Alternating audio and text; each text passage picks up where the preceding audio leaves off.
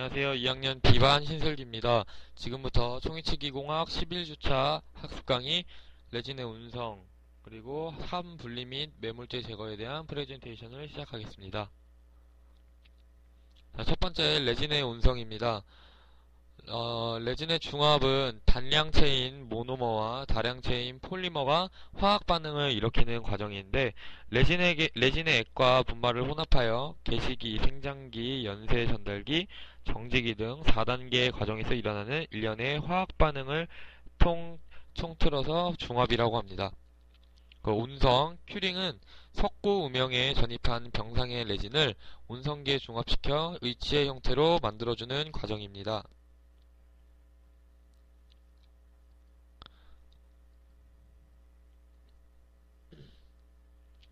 자, 이제 보시는 것이 여러분께서 메모를 하신 후 왁서시 후에 병상 상태의 레진을 전입 후 큐링 유닛에 넣고 이제 현재 큐링을 하는 모습입니다. 자, 레진의 온성입니다. 자, 레진의 온성은 열중합 레진을 중합시키기 위해서는 병상의 레진이 전입된 함을 클램프 등의 기구로 압력을 지속적으로 가한 상태에서 레진 온성기에 수조에 넣고 가열하는 것을 말합니다. 자, 보시는 동영상은, 보시는 이제 그래프 같은 경우는 이제 레진을 물에 넣고 가열하는 시간과 물의 온도에 따른 레진의 상태를 보고 계신데, 한 변이 25.4mm인 입방체의 위치상 레진을 중합하는 동안 일어나는 물 섞고 레진의 온도 시간 변화 곡선입니다. 자, 보시는 것처럼 온도가 높게 되면 당량체가 비등하게 되는데 그 결과 의치의 두꺼운 부위의 내부에 기포가 발생하게 되고 두꺼운 부위에서는 중합 온도가 조절되지 않아 레진 내부에서 발생하는 열이 외부로 방출되지 못하기 때문에 레진을 운송할 때는 레진의 기포가 발생하지 않도록 온도를 조절하는 것이 가장 중요합니다.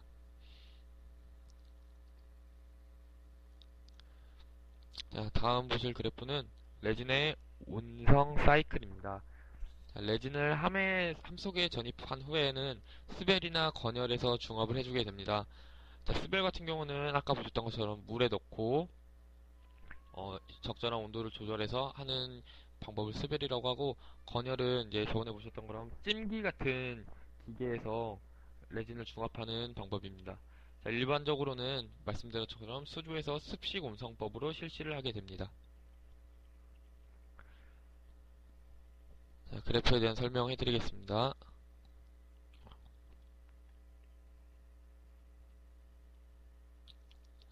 레진을 함 속에 전입한 후에는 스벨이나 건열에서 중합을 시켜야 하는데 일반적으로는 온성기의 수조에서 습식 온성법으로 시행하는 경우가 많습니다.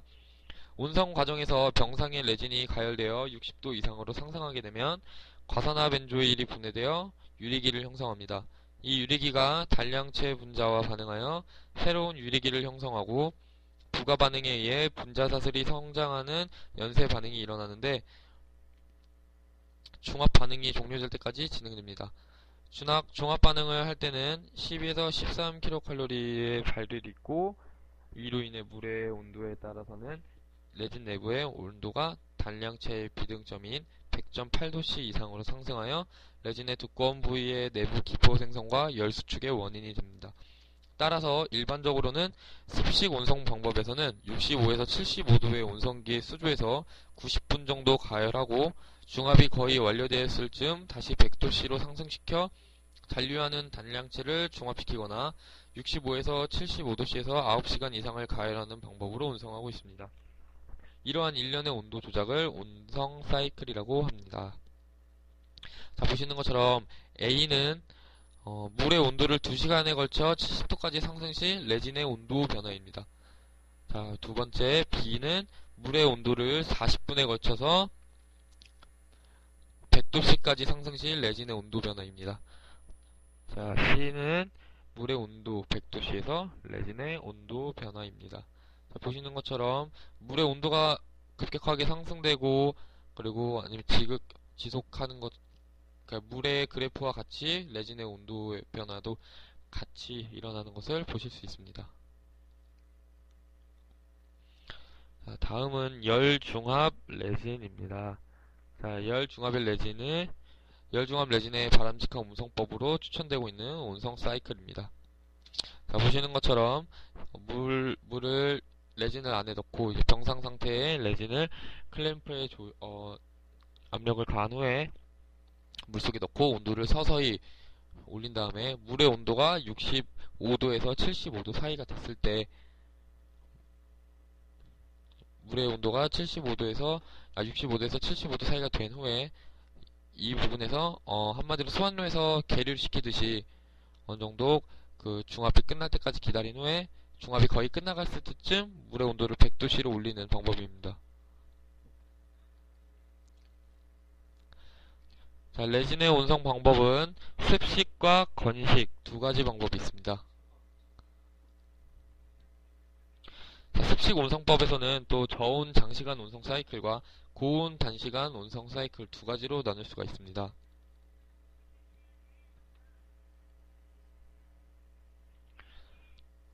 자, 건식 온성법입니다. 먼저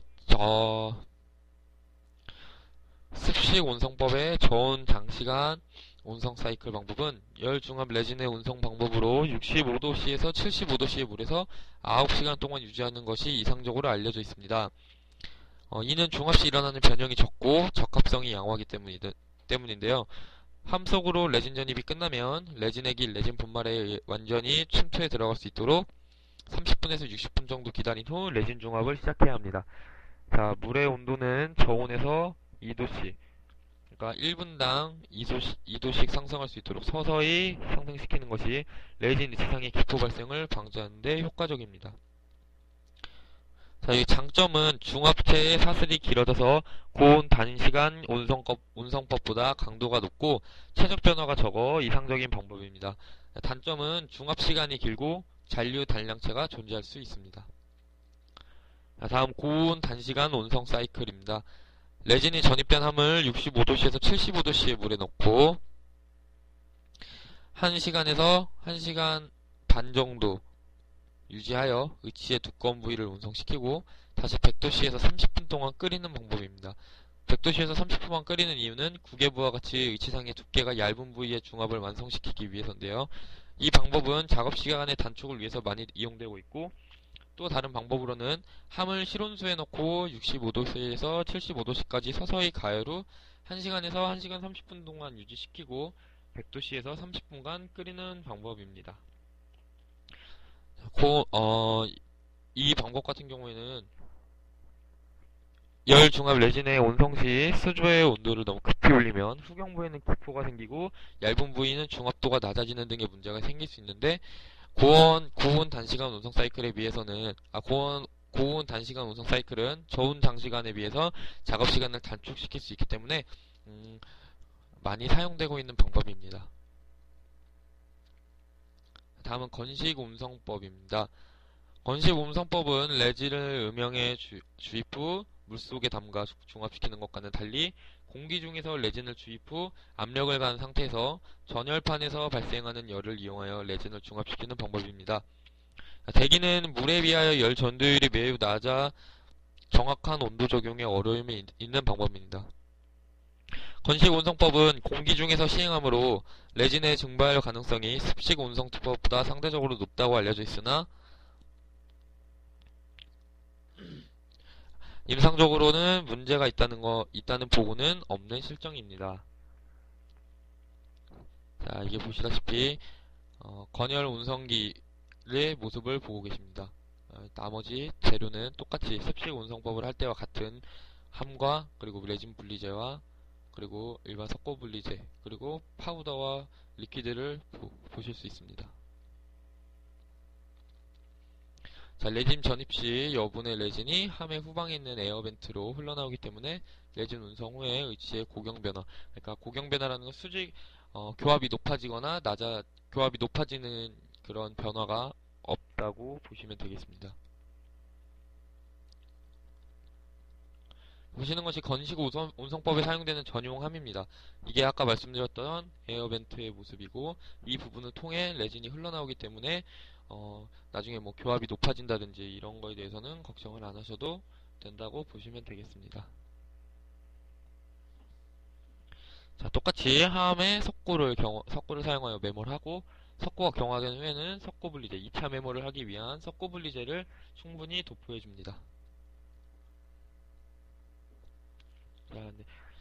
치은 형성 부위에는 실리콘 퍼티를 사용하여 2차 메모를 해주게 되는데, 어, 실리콘 퍼티를 사용하는 이유는 석고를 사용해도 2차 메모리 가능하긴 하지만 나중에 디플라스킹 후 두 개 퍼티를 이용한 것과 석고를 이용한 2차 메모법을 두 개를 비교했을 때 2차 메모는 퍼티로 한 것이 엠브레이저라든지 나머지 치은 부분에 석고가 붙지 않아 깔끔하게 나오기 때문에 주로 사용하는 방법 중에 하나입니다.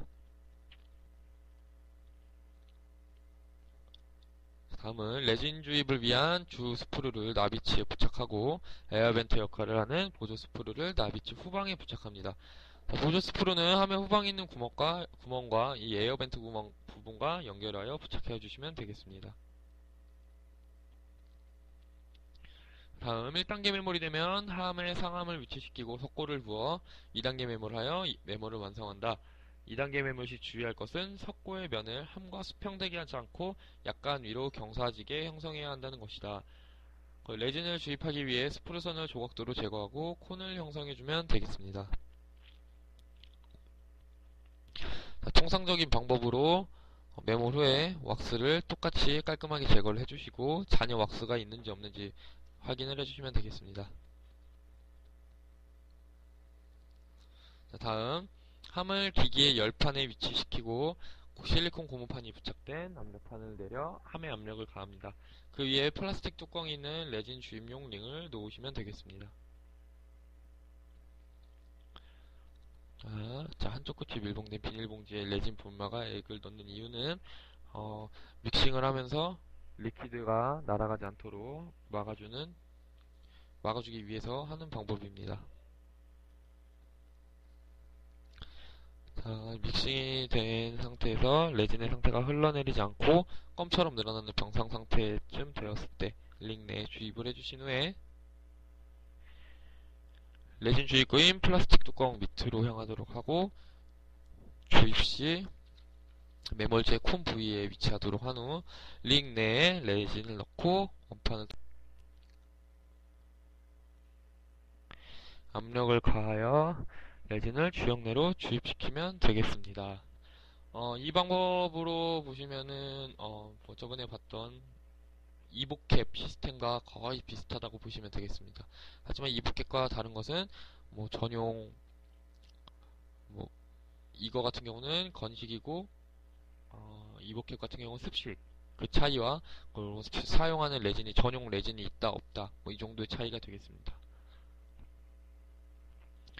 자, 아까 말씀드렸던 것처럼 함의 후방부에 위치한 에어벤트로 여분의 레진이 흘러나오는지를 확인을 해주신 후에 레진 전입 후 15분 동안 기다려 레진이 충분히 흘러들어가고 공기가 빠져나오도록 해주시면 되겠습니다. 그 후 함의 밑부위에 있는 열판의 온도를 60도씨로 하고 40분간 유지하여 레진을 중합시키면 되겠습니다. 자, 이제 기타 중합 방법 중에 하나로 마이크로 온성법과 광중압 온성법이 있는데 마이크로 온성법은 건식 온성법의 일종으로 전자레인지의 마이크로파를 이용하여 500W에서 3분간 중압하는 방법입니다. 전자레인지가 필요하며 마이크로 온성을 위한 전용의 함과 레진을 사용해야 합니다. 많이 사용하고 있지는 않는 방법 중에 하나입니다. 자, 이것이 마이크로 온성법을 이용한 그 전용 함을 모습을 보고 계십니다. 똑같이 통법에 따라 나비치를 마이크로파 전용함에 매몰시킨 후에 석고가 경화하면 왁스를 연하여 한 덩어리로 제거한다. 그 후 끓는 물로 왁스를 완전히 세척한다. 자, 모든 온성법의 매몰의 방법에 다 똑같은 건데 왁스를 그니까 나비치 상태에 있는 왁스를 완전히 깔끔하게 제거해 주시는 것이 가장 중요한 것 중 하나입니다.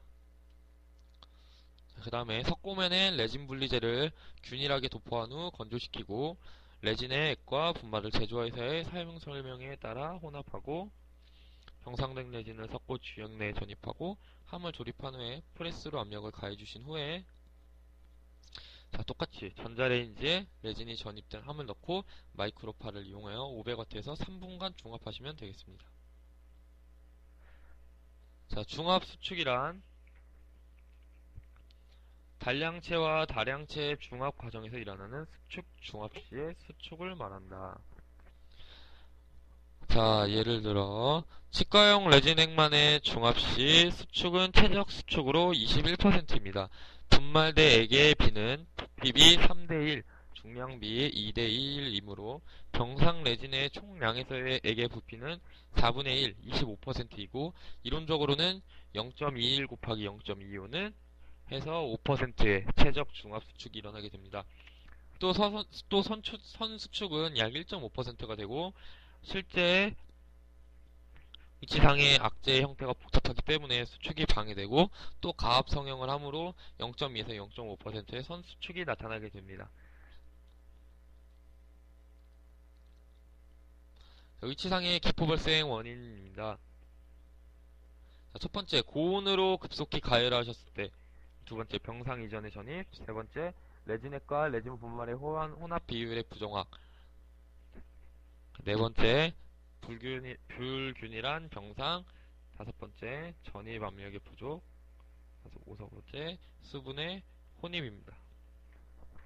자, 고온으로 급속히 가열을 하게 되면 열을 단량체의 비등점 이하로 제어할 수 없게 되고 따라서 중압 시 발생하는 레진 내부의 반응열이 방출되지 못하고 단량체가 비등하여 가스성 기포가 발생하게 됩니다.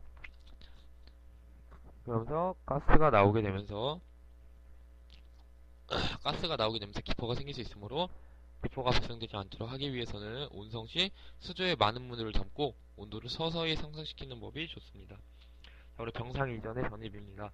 레진의 액과 분할의 혼합이 병상에 도달하기 이전에 전입하면 의치상 레진의 잔류 단량체가 더 많이 남기 때문에 수축성 기포가 발생하게 됩니다. 레진이 병상이 되었을 때는 병상의 레진을 손가락으로 여러 번 눌러서 레진 내부의 기포를 소멸시킬 수 있지만 병상 이전에는 끈적거려서 기포의 소멸이 되지 않는 상태에서 주형에 주입하기 때문에 기포가 발생되며 이때 발생되는 기포는 두께와 관계없이 비교적 크고 불규칙한 모양으로 레진 위치상의 내부와 외부 전체에 발생하게 됩니다. 그리고 혼합 비율의 부정확. 레진 분말에 비해 레진액이 많을 경우 위치상 수축이 커지므로 레진의 전입 시 액의 수축을 보상하지 못하면 수축성 기포가 발생하게 됩니다. 이때 발생하는 기포는 의치의 내부와 외부 전체에 발생하고 비교적 크면서 불규칙할 수 있습니다. 불규칙한 병상, 불균일한 병상. 병상에 레진이 균일하지 못하여 단량체가 많이 섞여 있는 부분이 있으면 그 부위는 인접 부위보다 중압 수축이 커지므로 부분적인 수축이 레진의 내부와 외부에 생길 수 있습니다. 전입 압력의 부족입니다. 병상에서 레진을 전입하였더라도 전입 시 압력이 부족하면 레진의 수축을 보상할 수 없기 때문에 수축성 기포가 발생하게 됩니다. 주로 레진을 필요량보다 부족하게 전입했을 때 나타나고 의치의 내부와 외부 모두에 나타납니다. 기포가 발생한 부위는 빛의 반사와 굴절을 변화시킴으로써 레진이 백색으로 보이게 되고 그러나 과도한 전입 압력은 인공치아의 이동을 초래할 수 있기 때문에 압력의 선택도 중요합니다. 자, 그리고 마지막 수분의 혼입입니다. 레진 전입 시 수분이 혼입되면 중압 후에 기포로 나타날 수 있게 됩니다. 자, 함 분리입니다. 레진의 열 중압 과정이 완료된 후 클램프와 함을 온성기에서 꺼내서 실온에서 냉각 후에 디플라스킹을 하는 것을 함 분리라고 합니다. 자, 보시다시피 중압 과정 후 함을 대기 중 1시간 보관한 후 물속에서 20분간 보관하는 방법입니다. 자, 함 속에서 석고를 매몰제를 분리하고 다음은 매몰제를 중압 위치와 모형에서 제거하는 과정을 함 분리라고 합니다. 충격에 의한 분리. 자, 함에 대한 약간의 충격으로 함의 진동을 발생시켜 석고 매몰제가 분리되면 위치상이나 인공치에 손상을 줄 수 있으므로 꼭 주의를 하셔야 됩니다. 이때 밑에 보이는 사진이 고무망치로 밑에 하함에 있는 디스크 부분을 쳐주게 되면 디스크는 하함과 분리되어 있기 때문에 작은 충격에도 쉽게 분리를 할 수 있기 때문에 너무 큰 충격을 주지 않고 큰 충격을 주지 않도록 주의해서 쳐주시면 되겠습니다. 함 분리기 사용시입니다. 자, 먼저 함 뚜껑, 리드 뚜껑을 여신 후에 석고칼이나 끈을 상함과 뚜껑 사이에 홈에 넣고 비틀어 뚜껑을 분리해줍니다. 다음 함을 뒤집어 상함 부분이 아래로 향하게 하고 함의 디스크 부분이 함 분리기의 잠금 나사에 위치하고 분리기의 양옆 홈과 함의 홈을 맞추어 놓고 분리기의 나사를 잠굽니다. 그런 다음 끈을 함 분리기의 슬롯에 총각해서 함의 슬롯에 들어가도록 넣고 뒤집어진 함은 위로, 상함은 아래로 힘을 주면 쉽게 함과 석고 매물재 부분이 분리되게 됩니다.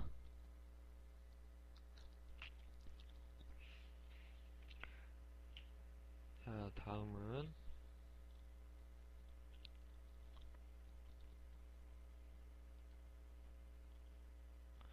보시다시피 이 부분은 디플라스킹이 끝난 후에 상함과 하악의 덴처를 리마운팅해서 교합 조정을 하기 위해서 리마운팅을 해놓은 모습입니다.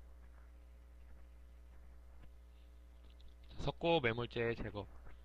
자, 매몰재 제거는 아까 말씀드렸던 것처럼 필요한 재료는 석고 가위, 기공용 톱, 석고 칼, 기공용 가위 등이 필요로 하며 이 재료들을 적절하게 사용해서 모형과 덴처의 의치상의 손상이 가지 않도록 분리하는 것이 가장 중요하다고 할 수 있겠습니다. 자, 석고가위나 석고칼을 이용하여 3차 매몰 부위인 캐핑 부분을 분리해내시면 되겠습니다. 자, 이 부분은 아까 상함과 플라스크에서 이렇게 꺼내놓은 매몰된 덴처의 모습인데 이 부분 중에 위에 캐핑 부분을 석고용 가위를 이용해서 분리해주시면 되겠습니다. 자, 분리가 끝난 후에는 석고용 가위나 기공용 가위를 이용해서 먼저 2차 메모를 해놓은 부분을 제거하고 있는 모습입니다. 이때 무리하게 모델을 치거나 하면은 또 역시나 인공 치아라든지 지상에 무리가 갈 수 있으므로 주의하셔야 합니다. 이렇게 분리가 끝난 후에는 상악 구개부는 상악 같은 경우는 석고 매몰재의 부위와 의치상 부위 사이에 석고칼이나 가위를 넣어 분리하면 구개부를 깨끗하게 분리할 수 있습니다. 이때도 저항이 느껴지면 인공치 설적 부위를 일부 제거하거나 구개부 매몰재를 분할하여 제거해 주시면 되겠습니다.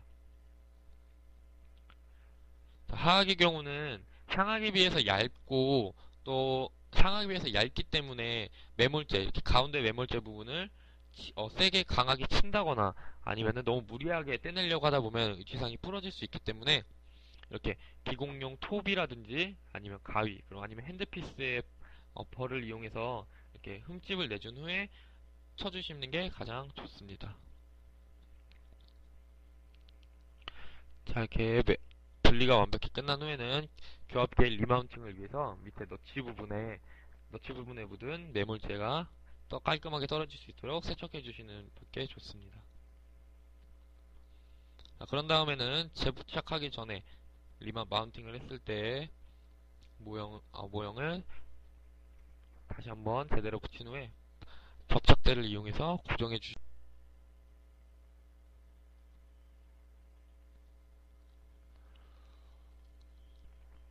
이상으로 11주차 학습 강의를 모두 마치겠습니다.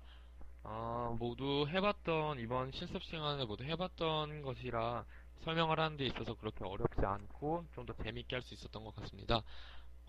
앞으로도 열심히 하도록 하겠습니다. 감사합니다.